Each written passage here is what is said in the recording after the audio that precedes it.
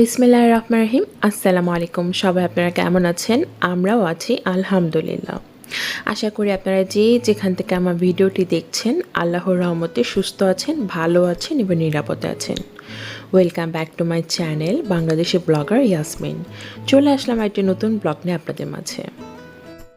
আজকে আপনাদের সাথে খুব সুন্দর একটা জায়গা শেয়ার করছি। এই জায়গাটাতে আমরা প্রায়ই এসে থাকি এবং এটা আমাদের বাসার একদমই কাছে বলা চলে। আর আমরা যেই সময় এসেছি তখন মোটামুটি সন্ধ্যা হচ্ছে, কারণ সামার টাইমে সন্ধ্যা কিন্তু একদম ধরেন রাত ৯টা ৯:৩০ দিকে হয়, কারণ দিনটা অনেক বড় থাকে। আমরা যেদিন এই জায়গাটাতে গিয়েছিলাম সেদিন সন্ধ্যার দিকে হালকা ঠান্ডা ঠান্ডা পরিবেশ ছিল, তো খুবই ভালো লাগছিল।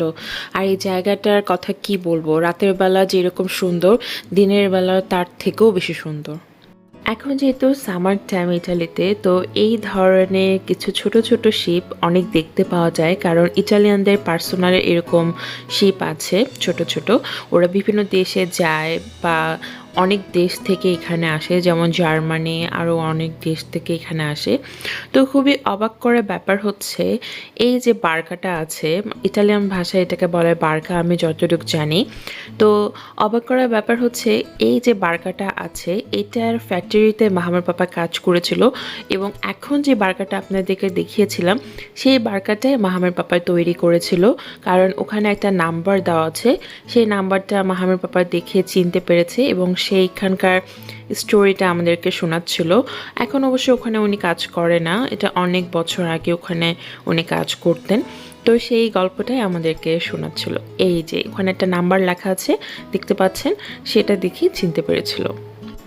এখন আপনাদের সবার কাছে ছোট্ট একটা রিকোয়েস্ট করব, যারা আমার ভিডিওটি ইউটিউব থেকে দেখছেন তারা প্লিজ আমার চ্যানেলটি সাবস্ক্রাইব করে দেবেন, আর যারা ফেসবুক থেকে দেখছেন পেজটা ফলো করতে ভুলবেন না।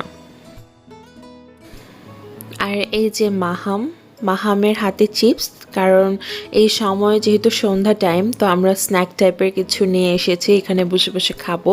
যার কারণে আমরা চিপস নিয়ে এসেছি, কিছু বিস্কিট নিয়ে এসেছি, এখানে বসে বসে খাবো আর কি। বিশ্বাস করেন এই জায়গাটাতে বসে থাকতে এতটাই ভালো লাগে, কি আর বলবো, আপনার সব কষ্ট এখানে আসলে মনে হয় শেষ হয়ে যাবে। এতটাই ভালো লাগে, খুবই শান্তি ফিল হয় এই জায়গাটাতে।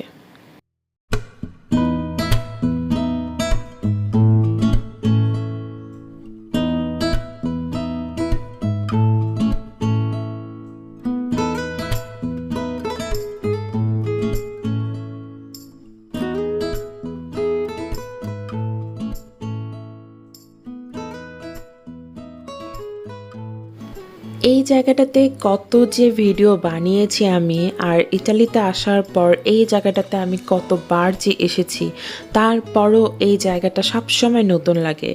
সামারের সময় দেখতে এক ধরনের, আর উইন্টারের সময় দেখতে আরেক ধরনের।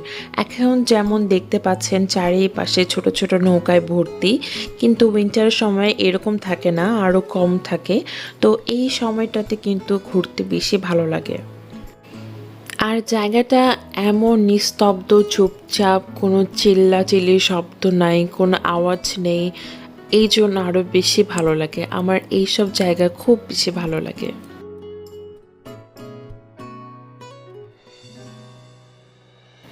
আর এই যে আরহাম এখানে মাছ দেখতে পেয়েছে, যার কারণে এখানে এসেছে। আর এই জায়গাটাতে কিন্তু অনেক মাছ আছে, মাছে ভরা একদম বলতে গেলে।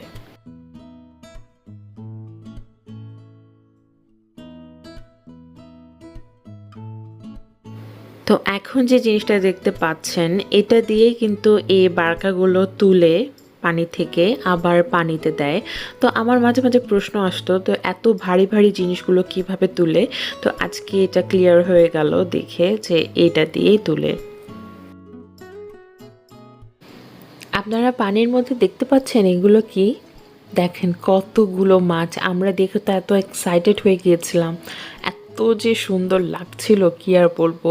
একদম বাস্তবে এতগুলো মাছ এভাবে দেখতে পেয়ে আমরা অনেক খুশি হয়ে গিয়েছিলাম। এখানে খুবই অদ্ভুত একটা ব্যাপার খেয়াল করলাম, যেগুলো মাছ খুবই ছোট ওগুলোর গ্রুপ আলাদা, ওগুলোর মধ্যে একটা বড় মাছও আপনি দেখতে পাবেন না। ওরা ছোটোগুলোই ঘুরে বেড়াচ্ছে। আর যেগুলো অনেক বড় মাছ, ওগুলো গ্রুপ একদম আলাদা। ওগুলোর মধ্যে আপনি একটাও ছোট মাছই দেখতে পাবেন না, শুধু বড় মাছই ঘুরে বেড়াচ্ছে। এই যে দেখেন, এগুলো কিন্তু একটু মাঝারি টাইপের, এগুলো একা একা ঘুরে বেড়াচ্ছে, এগুলোর মধ্যে কোনো ছোট মাছ নেই। খুবই অদ্ভুত লেগেছে আমার কাছে।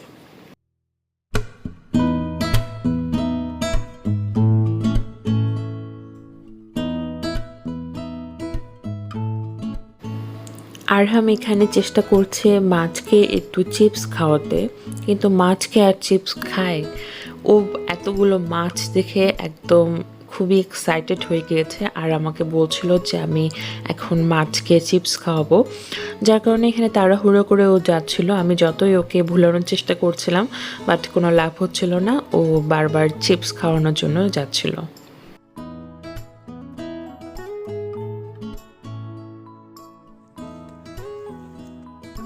আর কিছুক্ষণ পর না অনেকগুলো মাছ একসাথে বের হয়েছে।